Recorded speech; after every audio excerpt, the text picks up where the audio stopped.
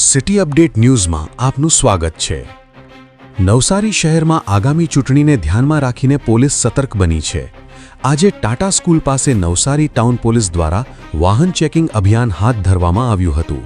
Checking દરમિયાન શંકાસ્પદ વાહનો અને વ્યક્તિઓ પર ખાસ નજર રાખવામાં આવી રહી છે। પોલીસ દ્વારા સુરક્ષા વ્યવસ્થાને વધુ મજબૂત બનાવવા માટે આવી કામગીરી સતત ચાલુ રાખવામાં આવશે।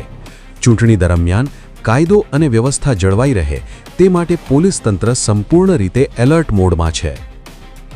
City update news Sufiyan Mulla, જોડાયેલા રહો, કારણ કે હવે શહેર નહીં સમગ્ર દેશ કહેશે।